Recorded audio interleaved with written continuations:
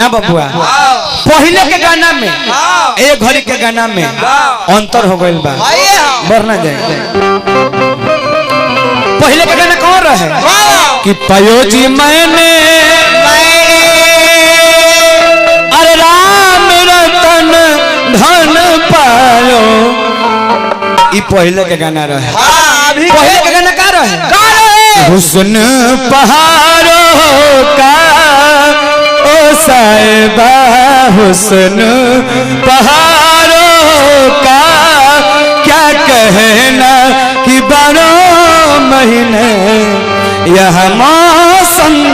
जारो। पहले के गीत में रस टपकत रहे एवं घरे कलाकार गीत नहीं खन गावा कद पटहर के काटनिया रोट भाई फाट के कया मोए बोला मुआ मोला भेटाइते त पूछते कि रे ओकर बोला मुआ मर्दे नु हवे कोनो कुकुर ना नु हवे कि लगे है जेने भेटे चाटिया चाटे के त काम कुकुरन के नु हो। अब तो यही फेर में हम पड़ जाता नहीं बाकी यही घड़ी के बीच में एक बड़ा ही सुंदर लयदार लड़की बिया जेकर नाम शिल्पी राज हो उहे एगो बड़ा सुंदर गाना गवली कि हमरो के वही देश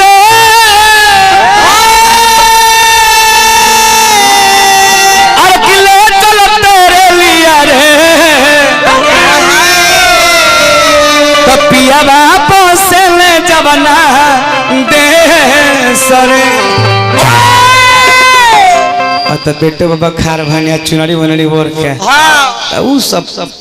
हमने के बस के बात नहीं है बाबा बाकी एक बात तो हने है बाबा कि पड़ोसी कैसन जेकरा में लगाव ना होखे वो चूल्हा कैसन जेकरा में ताव ना होखे जरूरी है पड़ोसी से लगाव रखल जरूरी है बाकी कब पड़ोसी नीमर रही तो पड़ोसी से लगाव रखल जाला पड़ोसी मर्दावा टाइप के रही तो लगाव रखल जाए अब पड़ोसी मौगा होकर से लगाव रखब पहले कि जना चूल्हा में ताव ना चूल्हा बेकार हो अब लन हमारा चूल्हो तावो पर जरूरी हो बाकी काम भर अब हमारा दूध उठे के बाद पूरा मॉल चौली पचौली रेलले बार तो वो ताव बेकार नु बा यही जे देखनी हमने गावे से पहले वोल्टेज बेसी आ गल तो मशीन जर के बैठ चुकल भी नजर के सामने। हां बाकी लड़का कहे कि बाबा हम सुनले बानी कि जहरवाई ले तो मंगल के वास होला जब बिगन के नाश होला तो लड़का कहलई अरे के हाथ जोड़ी भैया परी पूजले चाराना हो भैया परी पूजले चाराना ए कोई के ललनवारा पूजले चाराना हो सुमिरन में हो खाना सा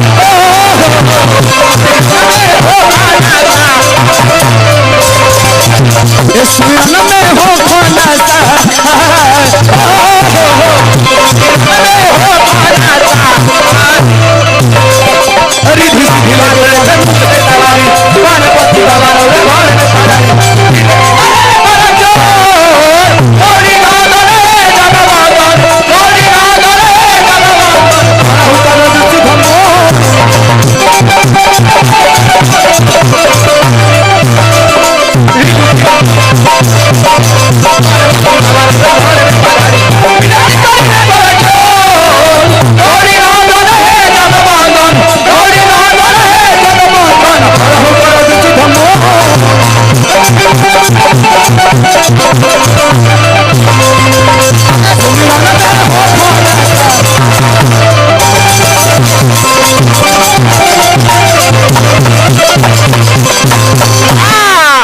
बड़ा ही सुंदर लदार हमारा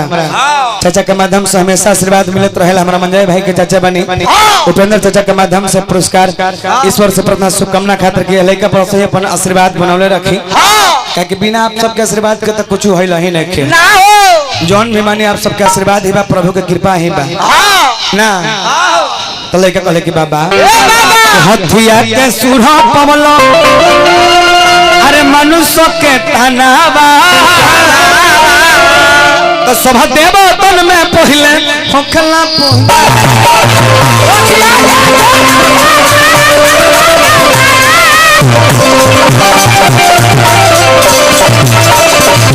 हथिया के सुर पोला मनुष्य के तनावा बताओ तन्ने पहले हो खेला पूजनामा काहे कहनी हम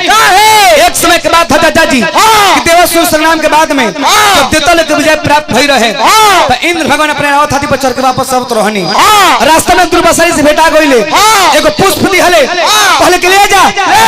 एकरा से अपना इंद्रासन के स्वभाव रही हो तो इंद्र भगवान जीत के घमंड में रहले का कइले